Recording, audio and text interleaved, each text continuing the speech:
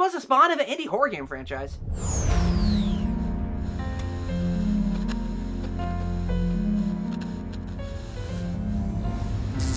Five Nights at Freddy's the Musical is a video series later compilated into a half-hour-long video from the YouTube channel Random Encounters that, over 10 years, yes, I double-checked this time, have made musicals based on anything video game related. From titles like Pokemon, Minesweeper, Bendy and Ink Machine, video game consoles, and yes, to today's subject based on the indie series created by 𝐏𝐀𝐓𝐑𝐄𝐎𝐍𝐒, Five Nights at Freddy's. Sadly, I'm just a filthy casual to this franchise. My main enjoyment really comes from the YouTube videos about the games. Heck, the first time I ever heard about it was through Team 4 Star's Lanny Bator playing the first game while doing his Vegeta and Krillin performances. Because it amuses me. I'll play! To later watching Markiplier with his Let's Plays. Hey! Then Matt Penn of Game Theory going down the digital rabbit hole of madness. No hat, no movie, no fourth installment. No! Oh my gosh, what happened? What's wrong? Look! Oh no. Which, thanks to them, I was able to find random encounters, leading us to the subject of my review. And I pray I don't get a copyright strike using their footage and music, because that's more scary than a jump scare! So, with all that said, let's take a look at Five Nights at Freddy's, the musical. Our musical begins with a message from Phone Guy explaining about the Freddy animatronics to the new security guard played by The King of Five Nights at Freddy's! Markiplier, as said animatronics awake. Bonnie, Freddy, time to get ready. Midnight already? Time to play. Hey, I heard they hired a new guy. And it's his first day. And already we're off to a great start with the change in scenario, as the team on Random Encounters takes the story about a security guard trying to survive killer robots with the possessed souls of murdered kids, and puts the twist on it asking, what if the guard was overreacting to normal robots just trying to help him out? And by having Markiplier play the guard, plus the Freddy gang being portrayed as hand puppets, we get to be treated with some comedic fun. Foxy, are you there? The new guy's trapped inside. They're breaking down the door. He sounds so terrifying. I need a disguise to hide in, a mask or a head. Hey, Chico, check the kitchen. I think that camera's dead. Baby, I love you. Oh, God bless you guys, this is so good. Another aspect I love about Night 1 is how they utilized games 1 through 3 for the song and story. With the Mask Trick, animatronics in the vet, puppet of the music box from Game 2, a small dose of Game 3 with the sealing of the air vents causing hallucinations, and a major helping of Game 1 with the set design, game mechanics, even having the Freddy song after the power goes out. Come play with Freddy, play the night away. All Freddy's friends have come here to stay.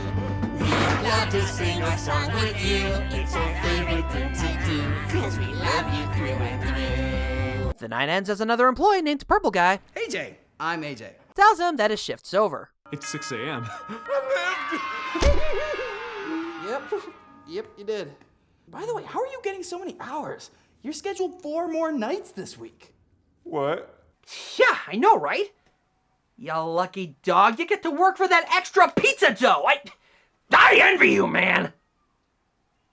Also, I'm not sponsored, I just really like this stuff. Later, Mark returns to the restaurant for a second night shift. Doom Guy style. I'm on with more than a light. And I'm surviving 5 nights. Every gamer's declaration whenever they start playing a new FNAF game. I will say, the song's pretty good by giving us a unique scenario never been done before, that people who've played FNAF wish they could have done from the start, get some weapons and break some haunted bots, which now makes me wonder if this was the inspiration for the Willy's Wonderland movie. Also, something I haven't brought up yet till now, Markiplier's a really good singer. I mean, I am well aware of his acting skills on his YouTube channel from his skits and projects, but his singing for me is one of the 2 surprisingly nice highlights that's displayed in these videos that I really love. You bring the fur, I'll bring the fight. Hey Foxy, come get a bite. 'Cause I'm surviving 5 nights. You're not Foxy. The other highlights is comedy. The police arrive arresting him, only to escape their custody, change his hair color, and hide in his home from the cops for attempted murder. We then see Phone Guy call a former security guard played by Nathan Sharp of the YouTube channel Nate Wants to Battle to come in and guard the place, offering payment. Hello? Is the uniform still the same? I think the better question is, why do you still have the old one? This leads us to night 3, where we get a quick history about Nate. It's been 7 years since I worked at this place. A part of my life I must regret. Saw kids burst in tears, a bear start eating a face. I tried to move on and just forget. But YouTube ad rev isn't all that great. So... Nate too does a good job singing. Heck, his whole channel's about singing, so kind of a big duh. As well as comedy. Beneath the mess on my desk, why would they keep a rotten cupcake up here? Creepy and grotesque. Camera's gone dead, and now I'm wondering if it's all in my head. If it's all in your head. But all that ends as a mysterious box appears that introduces the most terrifying thing I have ever seen! Good lord! I know it's silly to be scared of a hand puppet, but what honestly scares the living daylights out of me is its eyes! Just having dark rings around the eyes with black dots for irises and white pupils just makes it so creepy and eerie to me! No! Please don't kill me! I haven't even caught up on Steven Universe yet! Don't worry, I'll save you. You gotta be kidding. Yay for Golden Freddy! I would have gone with Super Freddy, but that name's already been taken.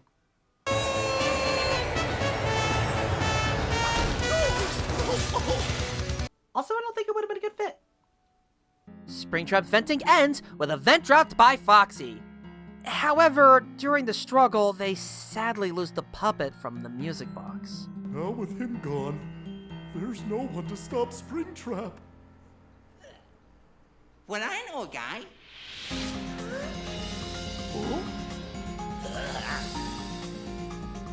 Where does he live? I think the better question is, Bonnie, how do you know where Mark lives? So as they make their way to Mark's home, Nate calls AJ to let him know that he'll be late for work. And not to tell anyone about Springtrap tied up in the closet. You mean this old thing? Found it earlier when I was looking for the others. Kinda smells, doesn't it? All right, just make sure you're out of the building by midnight. Copy that, boss.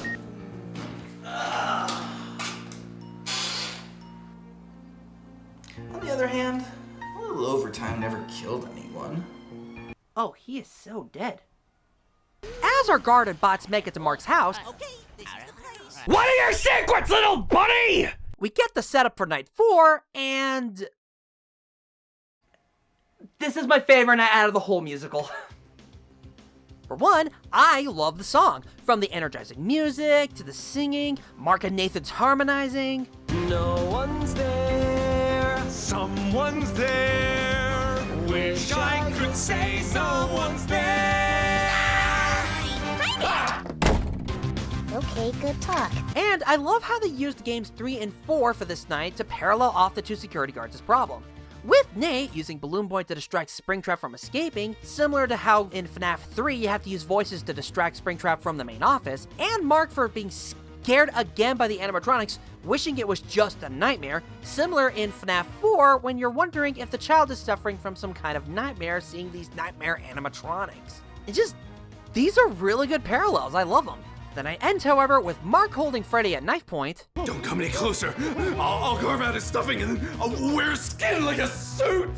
Well, now he's just being ridiculous. And another terrifying Springtrap moment.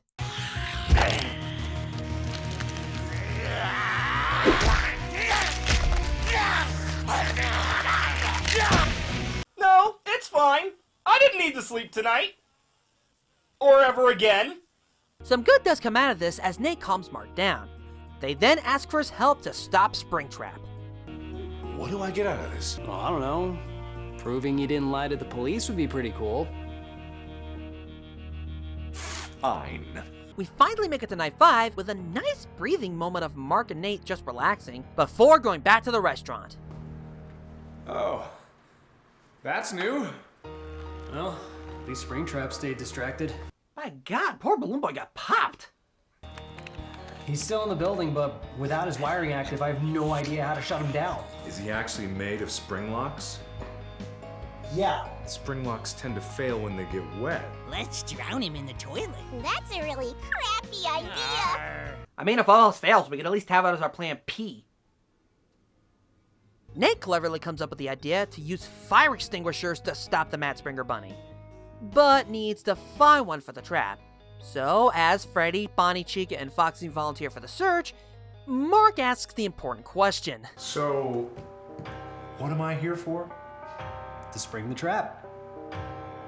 And now we finally get to the final song of our musical. It's okay.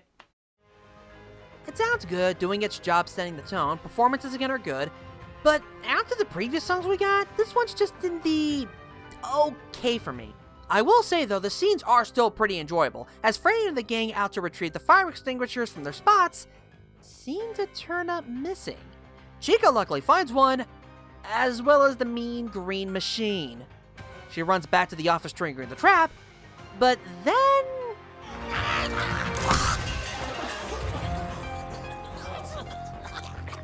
Well, that didn't go as planned. You can say that again. Purple guy! Hey, Jay. I'm not in a great mood, so drop the rope and release my murder groom. That's right, it was AJ behind Springtrap the whole time. And his reason for doing this? Money. Yeah, turns out his plan was to scare Mark and Nate off so he can get the night shift. So, essentially a villain plot of a Scooby-Doo episode. Just, wow. But, after doing some talking over with each other, they give him the night shift anyway. Wow, weird. Everything turned out okay. I know, right? For a musical based on a horror game, I would have thought they'd add a little more horror. Heck, like pull a Night 6 on us or something.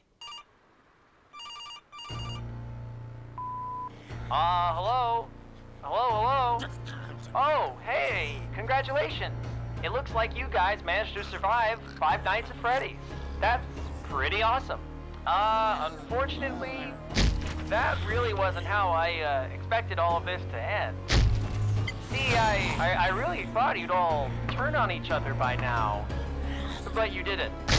So I guess now I have to drop by the office.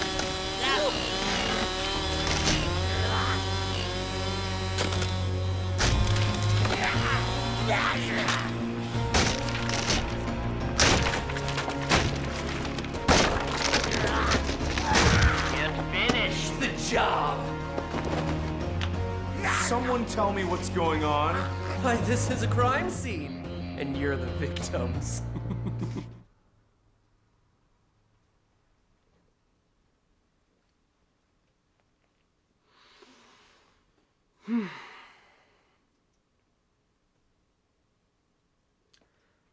A few things. Also, when I first saw this, I couldn't stop smiling with pure joy and laughter at what I was seeing. I mean, for crying out loud, it's Matt Pat in a bear suit wielding a chainsaw, technically a hedge trimmer, flamethrower, with a crazed stare, happy-go-lucky smile of murderous intent, and maniacal laughter declaring our heroes will become victims. I can see now why the song was just okay, because this moment was just straight up fantastic, as well as a great surprise. Another surprise we get is that apparently he's their employer. What's not surprising is that he's a crazy murderer as he kills AJ. See? Told you he was dead. You're gonna burn for this. Cool. Looks like I brought the right tool for the job then. Leave them alone! This is my restaurant! No! Knockout! You know, I should probably thank you, Mark. None of us would probably be together tonight if you just listened to what I told you about the animatronics on the first night. Don't be afraid. They just want to say hi! Not all of them. It's a trap! With Springtrap ruthlessly attacking Bloodstain the Killer Bear, our heroes make their escape as Freddy Fazbear's Pizzeria burns to the ground. with some lovely haunting music. My personal favorite moment is seeing Springtrap's head on the floor with smoke coming out of it, as if a spirit finally leaving, as the pizzeria is engulfed in flames. Which now makes me wonder if 𝐏𝐀𝐓𝐑𝐄𝐎𝐍𝐒 ever got inspired by this for Freddy's Pizzeria Simulator.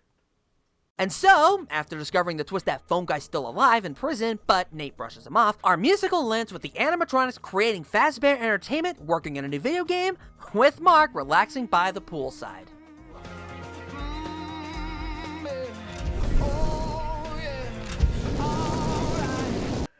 Shouldn't that be in police custody for evidence? Or is that just a common item you could buy off the shelf at your local supermarket? Well, in any case, this video was awesome.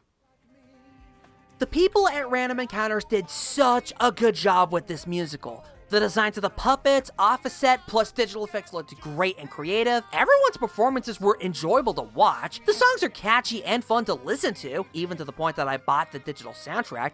The comedy is hilarious. My personal favorites being Mark Scares in Nights 1 and 4, the hand puppets in general, the surprise Mad Pat near the end that will never leave my brain, and I love how they used the games at the time to tell their own unique story while paying homage to the originals.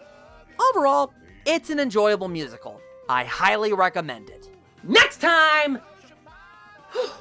It is going to be a big one, people, as we return to Xandrew with the most iconic change in status quo at the time, with the introduction of the 6th Ranger, so look forward to it. But until then, thank you so much for watching. May God continue to bless you, and just have a good day.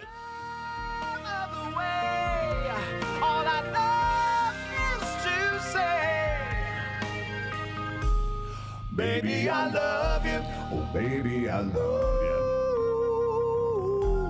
you. You're so fine. Baby, I love you. Oh, baby, I love you. I love you 'cause you're mine, all mine. I love you. Oh, baby, I love you. You're so fine. Baby, I love you. Baby, I love you. I love you 'cause you're mine, oh baby, I love you.